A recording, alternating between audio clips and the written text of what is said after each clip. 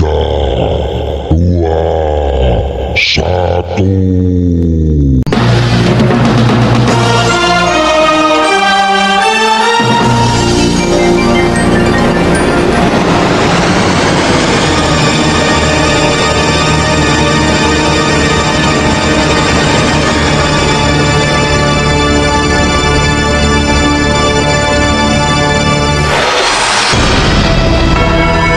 PT Radio Istana Siar FM Bojonegoro mempersembahkan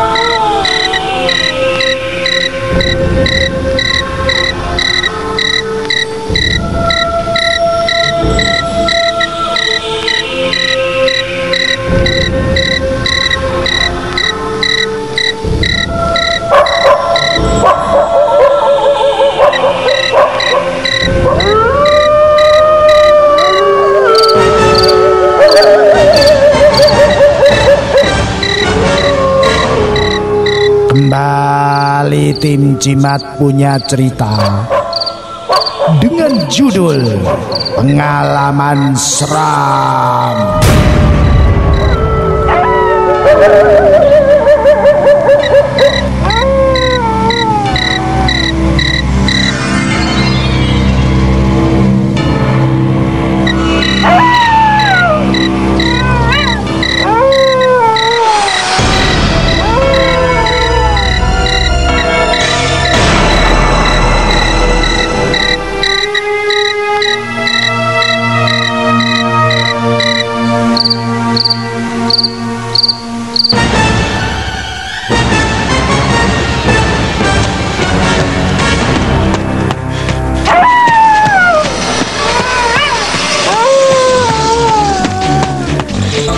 Ada pengumuman dari penerangan kantor yang mengabarkan berita lelayu karena ada salah satu pegawai di instansi yang meninggal dunia.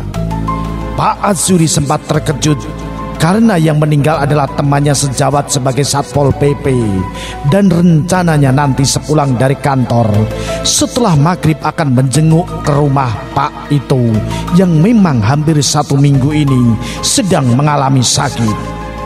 Rencananya akan menjenguk bersama salah satu temannya, Pak Jiri. Yang namanya manusia bisa rencana, tapi Tuhan berkehendak yang lain.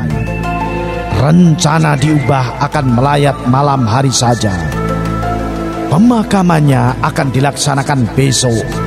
Tapi karena kebetulan besoknya ada tugas dari kantor yang tidak bisa ditinggalkan, lalu setelah omong dengan Pak Jiri, disepakati jam 7 malam akan berangkat dari rumah Pak Azuri. Pak Jiri akan menjemput beliau dan berangkat bersama-sama menuju rumah duka.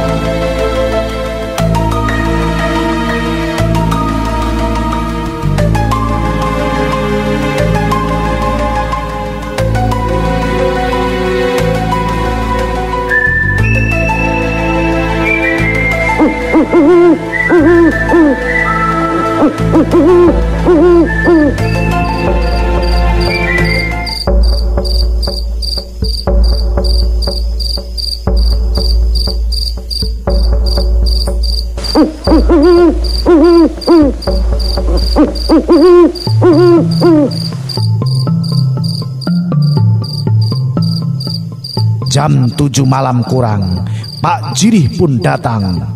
Dan setelah menunggu sebentar, akhirnya Pak Azuri dan Pak Jirih dengan berboncengan sepeda motor pun berangkat menuju ke lokasi.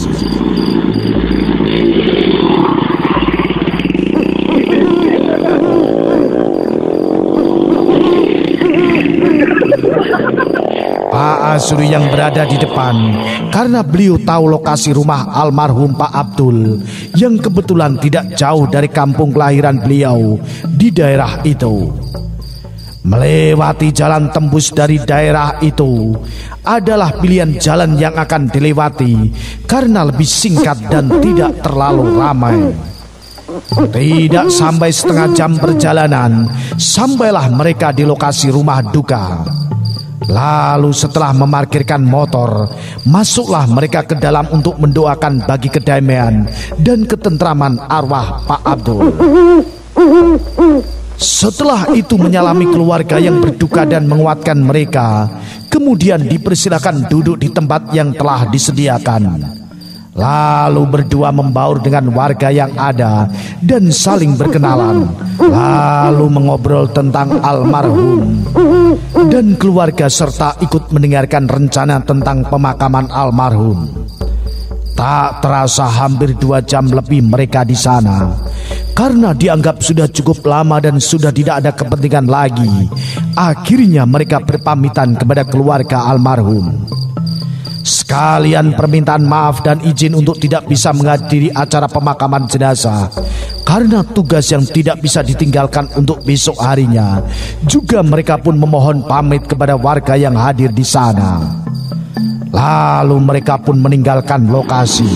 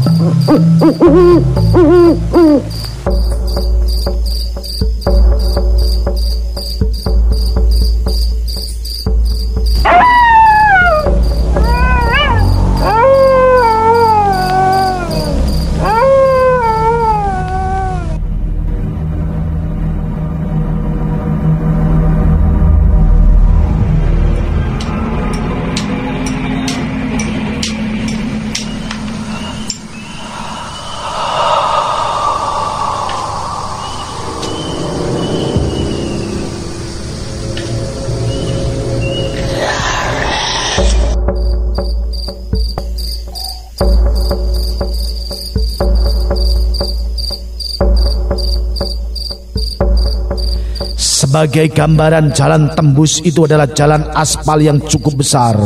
Cuma masalahnya daerahnya yang harus dilewati adalah sawah-sawah.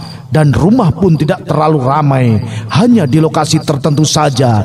Dan selanjutnya sepi lagi. Ada 2 kuburan dari arah kanan dan kiri yang mengapit jalan. Jadi sering disebut kuburan kembar. Lalu harus berbelok-belok kiri dan ke kanan. Setelah itu ada semacam kuburan Cina sepanjang jalan sekitar 200 meteran panjangnya.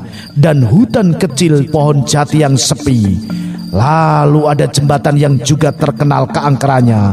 Dan setelah dari jembatan sekitar 100 meter ada kuburan umum lagi. Kalau sudah di atas jam 9 malam memang sudah sepi jalan itu. Untuk penerangan jalan jangan ditanya, tidak ada sama sekali. Jadi kalaupun ada tidak seterang penerangan di jalan besar.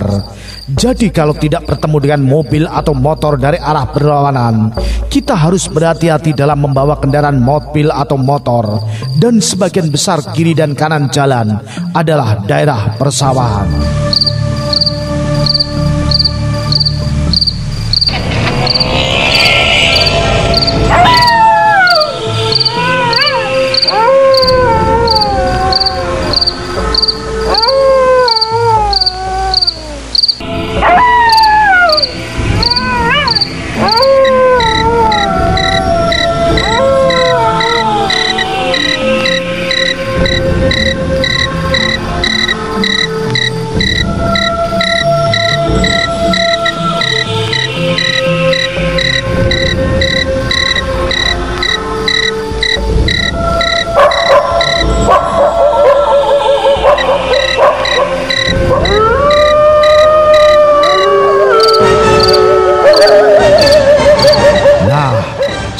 Dalam perjalanan pulang itu Pak Jirih mulai ribut karena ketakutan harus melewati kuburan umum, jembatan dan kuburan Cina.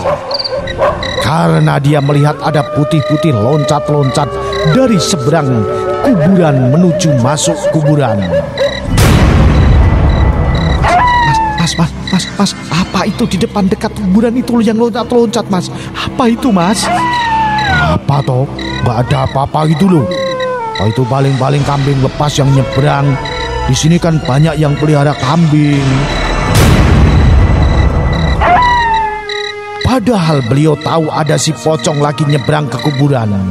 Takut memang takut, tapi beliau hanya percaya Tuhan akan melindunginya dari gangguan makhluk gaib, juga supaya Pak Jirih tidak mikir terlalu macam-macam dan memenangkan beliau. Tapi Pak Jirih sudah terlanjur ketakutan. Dipeluknya erat-erat Pak Azuri dari belakang sampai-sampai beliau nggak bisa bernapas. Ngapain toh Pak pakai peluk kenceng kayak gini? Aku nggak bisa napas ini.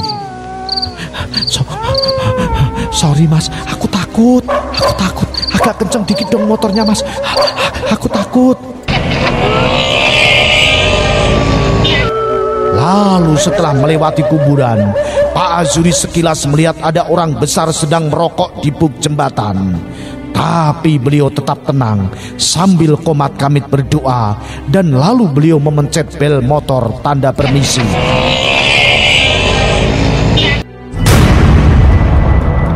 Pak Jirih kaget mendengar suara bel motor saat berjalan di jembatan.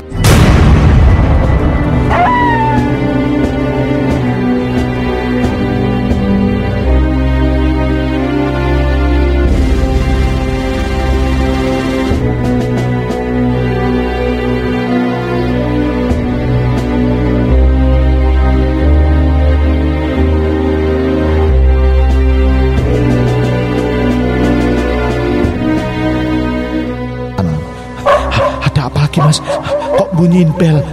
Oh, tadi ada orang lagi di jalan itu loh, di jembatan. Ya kubel biar dia minggir. Mana Mas? Dari tadi cuma kita berdua. Jangan nakut-nakutin aku toh Mas. Gak ada orang lagi tadi di jembatan kok yo. Hah?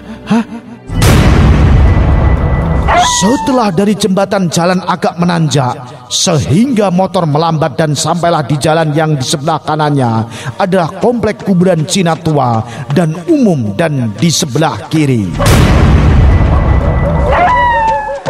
jalan hutan pohon jati yang cukup rimbun dan tinggi-tinggi. Di sana ada hanya yaitu penerangan lampu neon 10 watt di depan makam. Pak Jirih tiba-tiba semakin mempererat dekapannya ke badan Pak Azuri. Kamu kenapa toh? Lepasin nggak? Aku nggak bisa napas nih. Mas, apa itu tadi yang terbang dari pohon jati ke kuburan? Kayak perempuan pakai baju putih Mas. Ayo cepetin motornya dong. Mana? Paling-paling cuma layangan yang putus dan talinya kecantol pohon dan tertiup angin.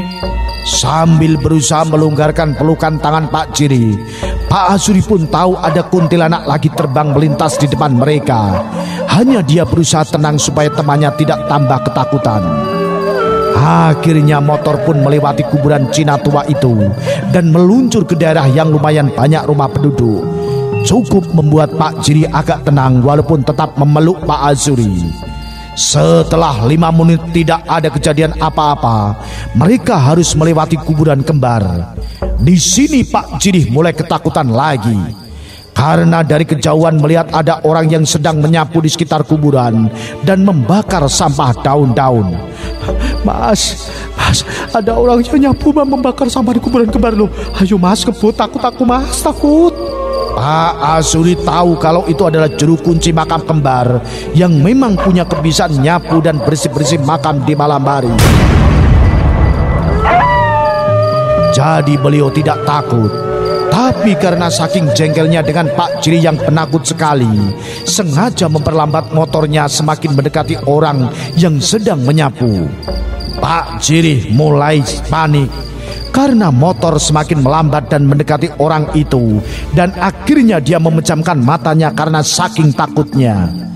Lalu dia mendengar Pak Azuri menyapa orang itu. Malam Mbah Bejo, lagi tugas nggih Mbah? Iya Pak Azuri. Lah dari mana kok malam-malam segini di sini? Oh sama temennya toh? Pak Jiri agak heran dan membuka matanya. Ternyata yang dia takutkan adalah benar-benar orang. Setelah itu Pak Asuri menjelaskan biar temannya tahu kalau Mbah Bejo adalah manusia beneran, bukan makhluk gaib. Itulah cerita tentang pengalaman seram bersama tim Cimat.